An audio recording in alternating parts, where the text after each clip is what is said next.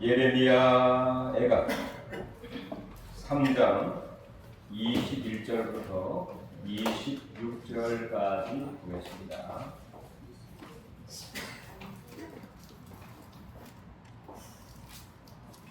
예레미야 애가 3장 21절부터 26절까지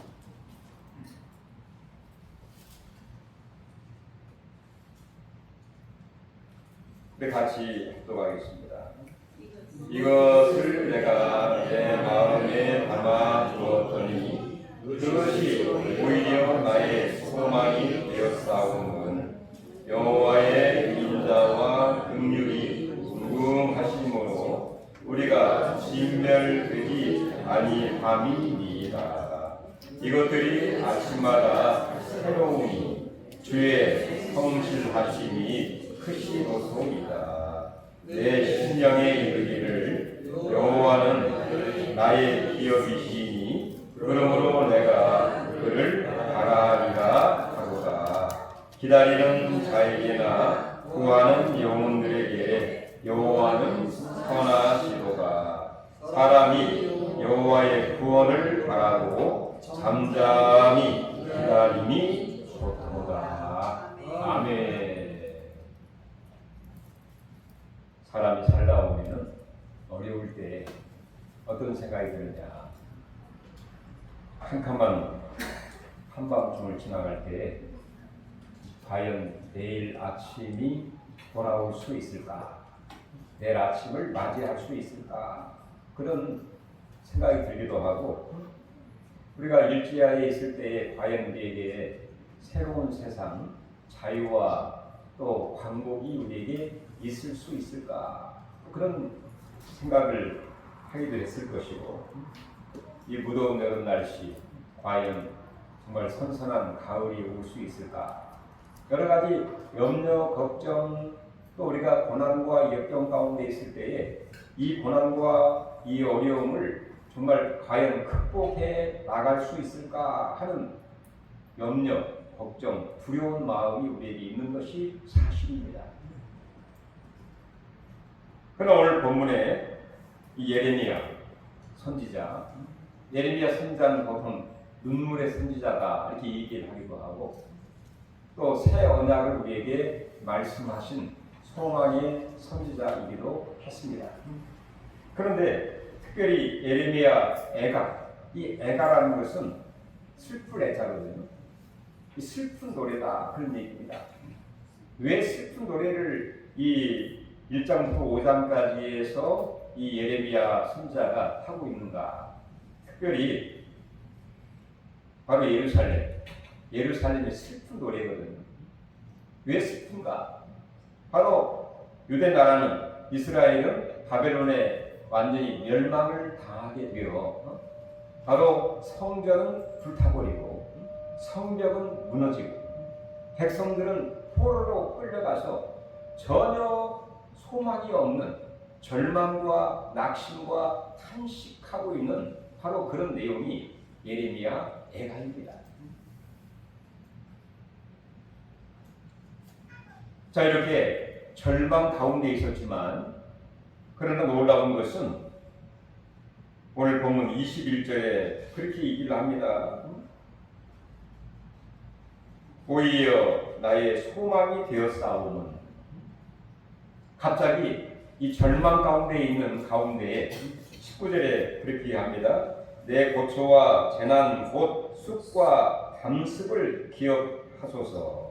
그러니까 고초와 재난과 쑥과 담즙 같은 쓴 물 같은 고난이 있었지만 갑자기 20절에 소망을 이야기하고 있습니다. 오히려 소망이 되었사오는, 과연 이 예레미야 선지자가 절망 가운데에, 슬픈 가운데에 어떻게 소망에 관한 이야기를 하게 되었을까?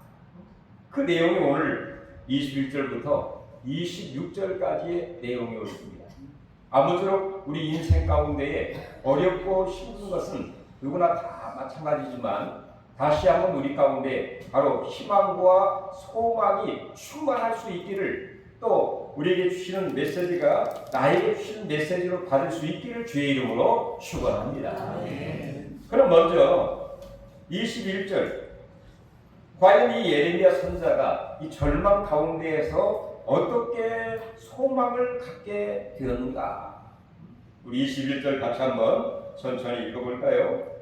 네, 이것을 내가 내 마음에 담아 두었더니 그것이 오히려 나의 소망이 되었사오면. 여기서 이제 지시대명사가 이것을 그 다음에 그것은 이렇게 나오죠.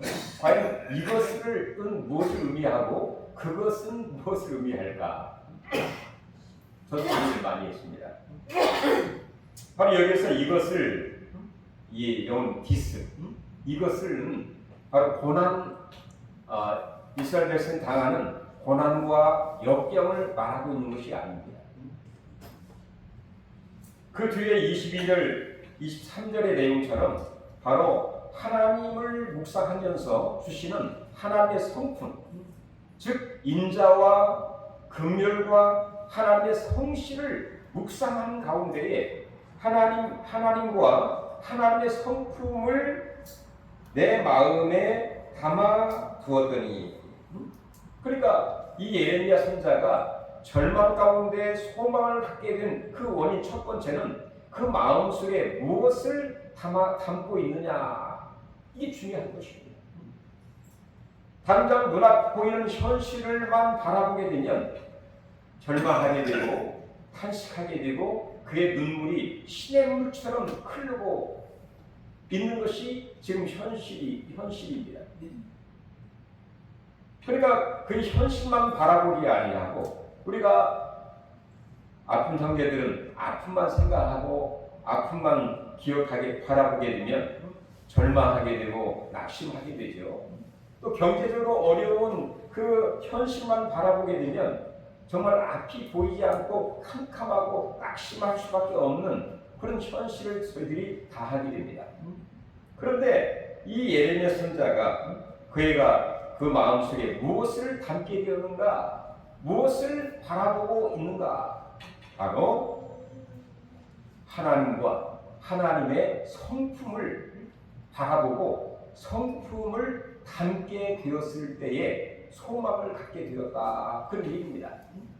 여기서 21절, 이것을 내가 내 마음에 담아 두었더니, 그 마음에 담아 두었다, 이걸 조금 더 실적으로 제가 해석을 하면 영어로는 그렇습니다. Yet this I call to mind. 이게 무슨 말이냐?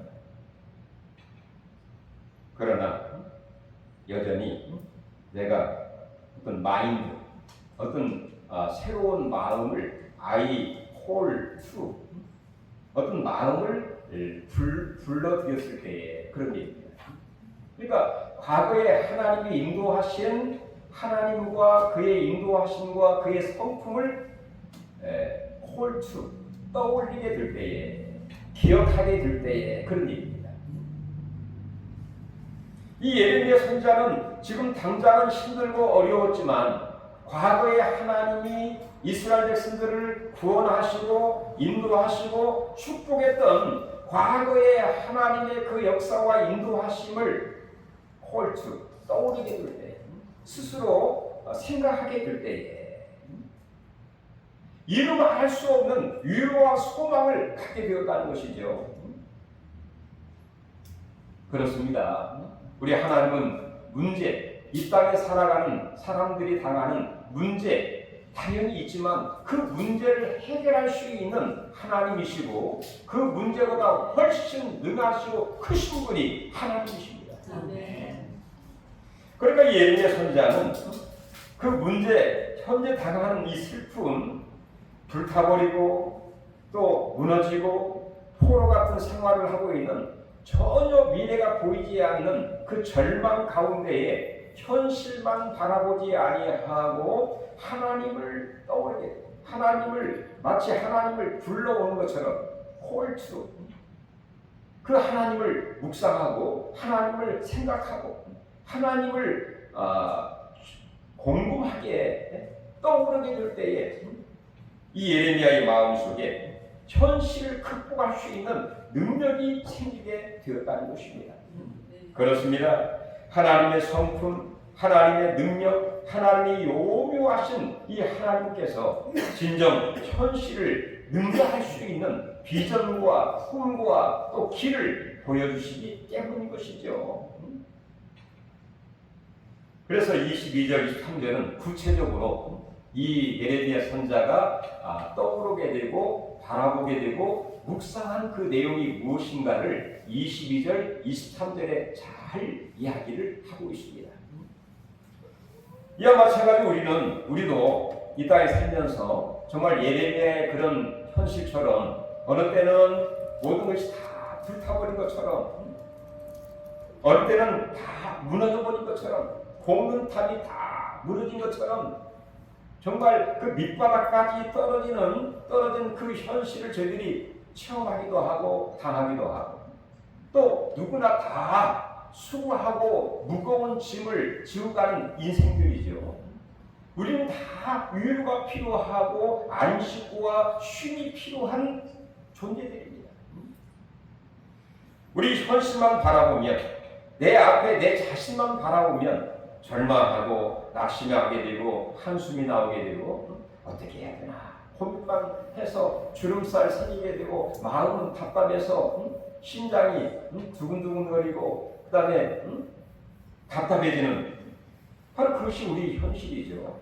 그러나 그 현실 가운데 내 자신만 바라보지 말고 내 당한 현실만 거기에 너무나 집착하지 말고 내 눈을 들어서 나를 구원하시고 나를 인도하시고 하나님의 놀라운 그 성품과 하나님의 그 능력을 바라보신 눈을 들어 산을 바라볼 수 있는 내가 산을 향하여 눈을 들이라 나의 도움이 어디서 올까 하면서 성전에 올라갈 때 진정으로 나의 도움이 천지를 지으신 여호와에게로소이다 고백했던 그 시편의 기자처럼 하나님을 바라볼 때에 갑자기 절망해서 내가 여전히 오히려 나의 소망이 되었다.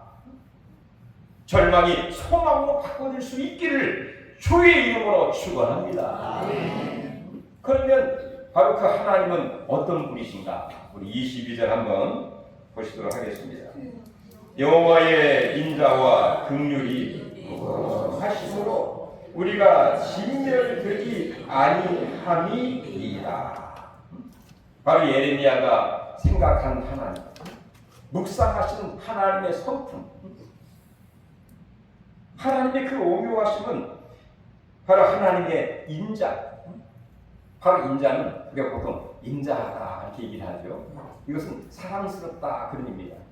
이 사랑도 그냥 단순하고 또 일시적인 사랑이 아니라 하나님이 약속하신 그 언약에 근거한 그 사랑입니다. 자기의 모든 것을 초월할 수 있는 그 끝없는 사랑, 무궁한 이 무궁이란 말 끝이 없는 그런 말이죠. 끝이 없는 사랑, 하나님의 사랑, 독생자까지 버리시면서 우리를 사랑하시고 우리를 구원하시고 생명을 주신 하나님의 무한한 사랑입니다. 할렐루야. 그리고 긍휼이 무궁하시다. 이 긍휼은 불쌍히 여기시고 우리를 도와주신다 그런 얘기죠. 마치 이스라엘 백성들이 애굽에서 종생활 같은 생활에서 힘들고 어렵고 정말 인권이 유린당하는 그런 가운데 하나님 앞에 탄식하면서 울부짖는 그런 가운데 하나님이 그들의 소리를 들으시고 하감하시고 불쌍히 여기셔서 자기를 대신한 구원자 모세를 보내신 것처럼 이게 바로 긍휼입니다. 우리를 불쌍히 여기셔서 우리는 다 죄와 허물로 말미암아 다 멸망을 당할 수밖에 없는 그런 죄인들임에도 불구하고 하나님 같이 그 노아 홍수 때에 모든 기식인자들을 범죄한 우리는 다 심판을 당하게 되었지 않습니까? 그다음에 바벨탑에서도 하나님이 교만한 그들을 다 흩어버리신 그런 하나님의 진노와 심판.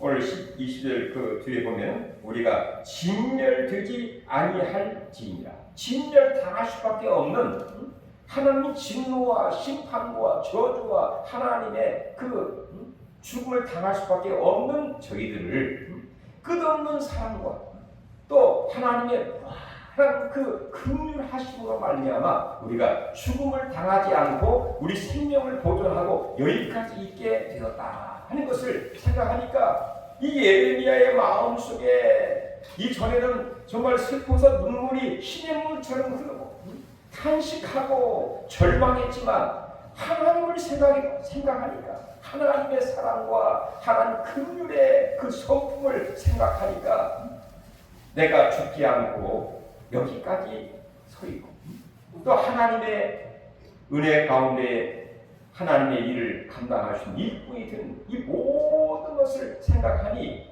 절망이 변하여 소망이 되었다는 것입니다. 할렐루야.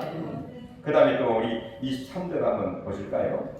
자, 이것들이 아침마다 새로우니 주의 성실하심이 크시도소이다. 자, 이것들은 하나님의 성품입니다. 인자와 긍휼이 아침마다 새로우니.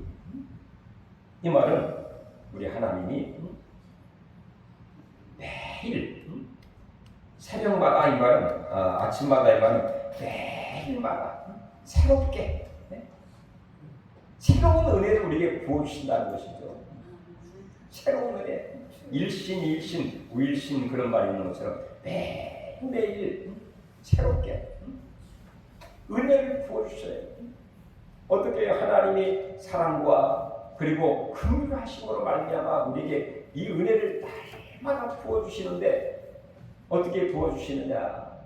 날마다 새롭게 부어주신다는 것입니다. 새롭게. 우리가 정신적으로 건강할 수 있는 비결이 뭘까요?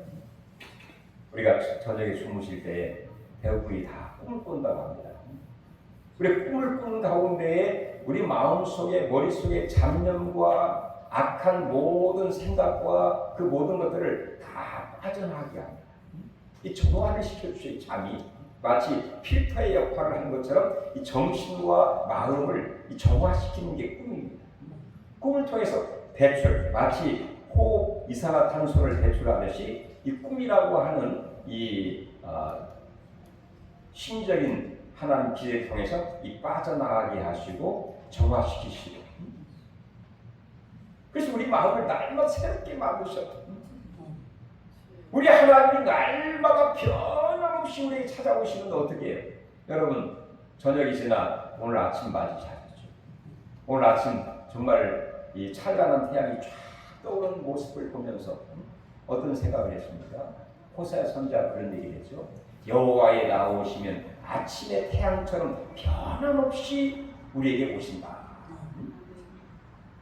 이 변함없이 떠오르는 태양을 보면서 하나님이 나를 오늘도 이렇게 변함없이 성실하게 찾아오셔서 우리에게 빛을 비춰주시고 우리에게 광명을 생각하게 하시고 우리 일상생활을 할 수 있도록 만들어 주시는구나 이런 생각을 하게 됩니다. 이 하나님의 은혜입니다. 우리 하나님은 날마다 부족하고 연약한 우리 가운데에서도 변함없이 성실하게 날마다 아주 찬란하게 우리에게 찾아오신 줄로 믿습니다. 뿐만 아닙니다. 예레미야 선지자는 과거의 하나님을 정말 떠오르면서 광야 생활할 때 하나님 구원하시고 매일 새벽마다 만나를 먹을 만큼 이상으로 매일 내려주셨어요. 무슨 대단한 일도 하지 않았는데 값없이 매일매일 합당하게 적당하게 필요한 만큼 굶어 죽지 않게 일용할 양식을 매일 하나님이 아침에 눈 뜨고 나가보니까 하나님 일이 딱 바로 이 만나는 너를 위한 선물이야. 이 만나이즈 포유 너에게 준 선물이야 하면서 딱 하나님 예비해 놓으신 이 놀라운 하나님의 은혜죠. 그렇습니다. 바로 신약시대에 우리 예수님께서 우리의 죄와 허물을 다 짊어지시고 대속의 죽음을 통하여 우리의 모든 죄를 다 사해 주셨죠. 다 이루셨습니다. 모든 죄를 다 사해 주셨어요. 할렐루야. 거기에서 서가 먼 것처럼 다 사해 주시고 그리고 죽으셨지만 우리 하나님께서 바로 무덤 가운데 있고 그 다음에 그 어둠 가운데 있던 예수 그리스도를 하나님 능력으로 새벽 미명에 그를 살려내시고 할렐루야 부활하게 하신 그 놀라운 능력이 부활의 능력이 예수 믿는 우리 모두에게 변함없이 날마다 새롭게 하나님의 사랑과 긍휼과 이 놀라운 하나님의 축복이 성실하게 하나님은 우리 인간은 변하고 환경은 변할지라도 우리 하나님은 어떤 분입니까? 변하지 않으시는 동일하시는 성실하게 저를 다시 볼까요? 하나님은 성실하게 은혜를 베푸신다. 이 생각을 하니까 예레미야의 마음속에 야, 나는 죄인으로 부족해서 낙심하고 절망하고 슬퍼하고 눈물을 흘렸지만 우리 하나님은 변함없이 매일 새벽마다 새롭게 은혜를 부어주셔서 살아갈 수 있도록 신앙의 생활을 할 수 있도록 그리고 우리와 함께 하신 가운데에 이 예레미야의 마음속에 소망이 생기게 되었다는 것입니다. 소망. 그럼에도 불구하고 절망이 있었지만 슬픔이 있었지만 포로 생활이 있었지만 불타고 무너진 가운데에 바로 예레미야의 마음속에 이루 말할 수 없는 솟구쳐 오르는 소망이 그의 마음속에 불타오르게 되는 예레미야만 그러겠습니까? 우리 모든 예수 믿는 성도들에게 변함없이 그럼에도 불구하고 여러 가지 환경은 어렵지만 그 어려운 가운데에 우리는 하나님을 믿기 때문에 하나님이 계시기 때문에 하나님은 우리에게 내 곁에 계시고 은혜를 베풀어 주신 것을 믿고 있기 때문에 소망을 갖고 생활할 수 있게 되는 것이죠. 할렐루야. 우리 모두 하나님으로 인하여 소망을 가질 수 있기를 주의 이름으로 축원합니다. 그래서 24절부터 26절까지 예레미야 선지자는 자기 스스로 소망을 갖게 되면서 온 백성들에게 어떤 얘기를 하느냐 호소를 하고 탄식을 하면서 내 마음속에 이 소망을 갖게 된 것처럼 여러분들도 여호와로 인하여 구원과 소망을 잠잠히 기다리면서 바라기를 원합니다. 이렇게 예레미야 선지자는 호소를 하고 우리에게 요청을 하고 있는 것이 우리 한번 24절 같이 한번 읽어볼까요? 내 심령에 이르기를 여호와는 나의 기업이시니 그러므로 내가 그를 바라리라. 우리 하나님은 이 기업 바로 몫이죠. 그리고 재산입니다. 내 인생에 정말 전부와 같은 우리 하나님 나의 분깃 나의 목, 나의 재산되고 나의 모든 것이 되신 하나님이 계시기 때문에 그 하나님을 바라라. 25절 한번 읽어볼까요? 기다리는 자에게나 구하는 영혼들에게 여호와는 선하시도다. 우리 하나님의 마음은 누구나 다 복을 주시기 원하시는 마음이에요. 징계하고 심판하고 죽이려고 하는 그런 마음이 아닙니다. 그 다음 한번 여러분 밑에 한번 보실까요? 33절을 같이 한번 여러분 보시면 하나님의 마음을 하나님 나를 향한 마음을 읽을 수가 있는데요. 우리 33절 보겠습니다. 주께서 인생으로 근심하게 하시면 이스라엘 백성들이 고생하고 근심하고 있는데 하나님의 마음 본심은 이런 마음이 아니라는 것입니다. 그들에게 소망을 주시고 그들에게 평안을 주시고 또 주 안에 승리하는 정말로 풍성한 삶을 사는 것이 하나님의 본심이에요. 본심. 그래서 그 하나님을 나의 분깃으로 삼고 그를 기다리고 그를 바라라. 그렇게 얘기를 하고 있죠. 우리 25절, 26절 한번 읽어볼까요? 사람이 여호와의 구원을 바라고 잠잠히 여기서 바라고 기다림 이 말은 아무것도 하지 말고 그저 위에서 떨어지는 감을 기다리듯이 하나님이 다 해주실 거야 그런 의도가 아닙니다.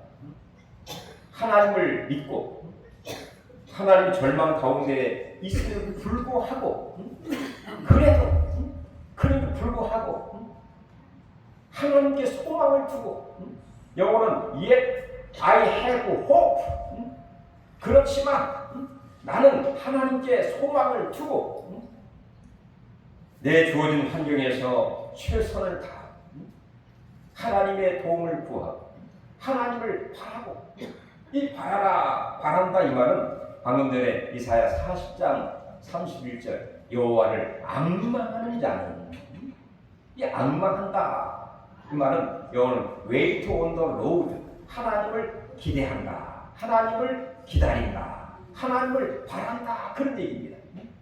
하나님을 바라면서 도움을 기다리면서 우리의 주어진 환경과 처지에서 최선을 다하는 성도가 되기를 원하는 것이 하나님의 뜻인 줄로 믿습니다. 여러분 유대인의 정신 의사였던 그 빅터 프랭클이라고 하는 분 들어보셨죠? 그 사람이 나치치하에서 포로 수용소에서 모든 것을 빼앗기고 극심한 고통을 겪게 되었습니다.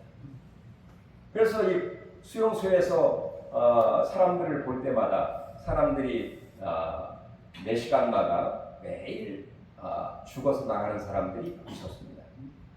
그런데 그 포로 수용소에서 그래도 죽지 않고 버티며 살고 있는 사람들을 보니까 뭔가 삶의 의미와 목적을 깨닫고 살아가는 사람인 것을 이 빅터 프랭클이라고 하는 이 의사가 발견하게 되었죠.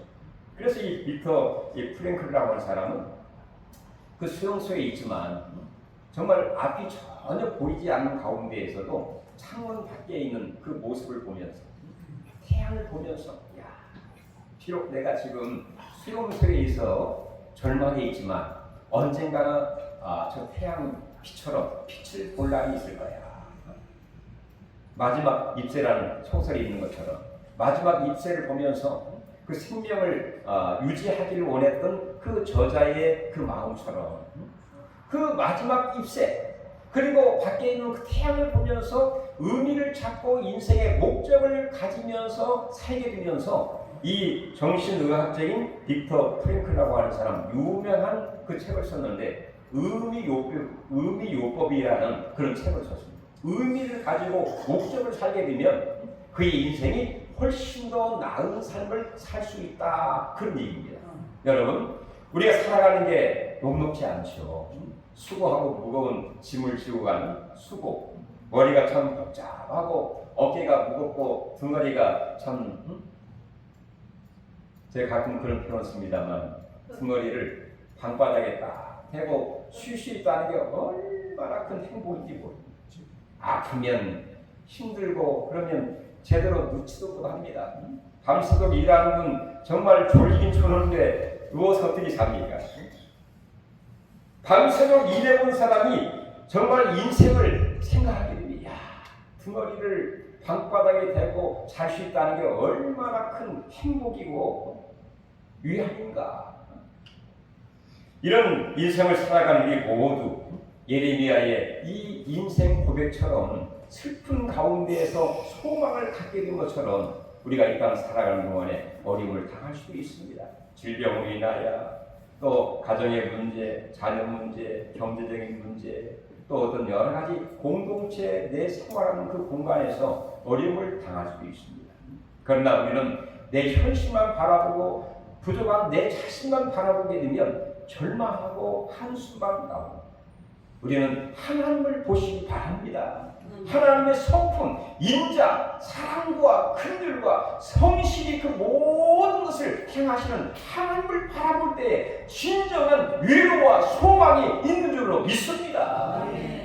이 8월달 하나님의 로 인하여 소망을 가지시고 힘차게 달려갈 수 있기를 주의 이름으로 축원합니다. 아버지 하나님, 그래도 우리에게 소망이 있습니다.